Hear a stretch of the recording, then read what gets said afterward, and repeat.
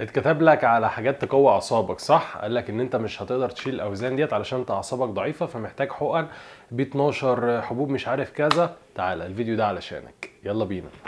بص يا سيدي، انت مش محتاج حقن ولا محتاج حبوب ولا ب 12 ولا كذا، ولا انا اعصابي ضعيفه، ده انا دكتور بشيل الدمبل الكيلو وبترعش مش قادر اشيل بار فاضي، الكابتن قال لي انت لازم تاخد حقن، انت اعصابك ضعيفه.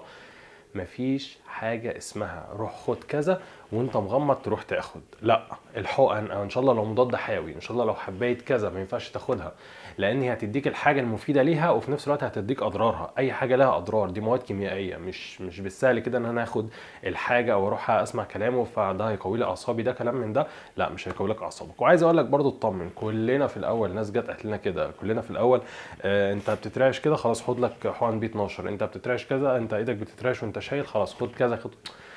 كلنا اتقال لنا الكلام دوت وهتتقال، فانا اعمل لك الفيديو ده علشان انت تسمعه دلوقتي وما تروحش تغلط الغلطه اللي كتير للاسف عملوها. راح بقى خد حقن بي 12، راح خد مش عارف كذا كذا كذا وفيها اضرار.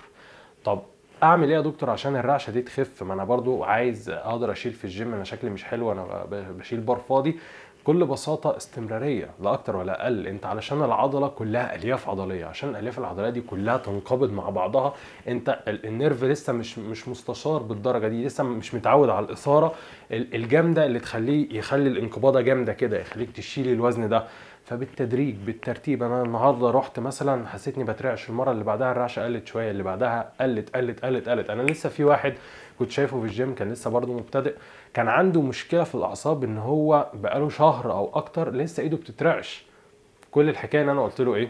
كمل كمل كمل كمل. ودلوقتي الحمد لله بيشيل اوزان ومفيش رعشه، وبيشكرني ان انا ما قلتلوش خد كذا، لان كل اللي كلمهم خد الدواء الفلاني، خد كذا خد كذا خد كذا.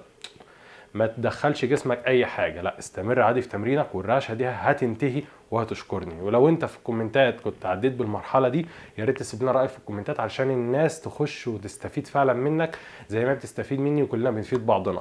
ما تاخدوش ادويه، ما تاخدوش حقن، الحوار مش مستاهل. ولو استفدتوا من الفيديو الجميل دوت، يا ريت تكتبوا لنا في الكومنتات، وما تنسوش تعملوا سبسكرايب للقناه. ويلا احلى سلام عليكم.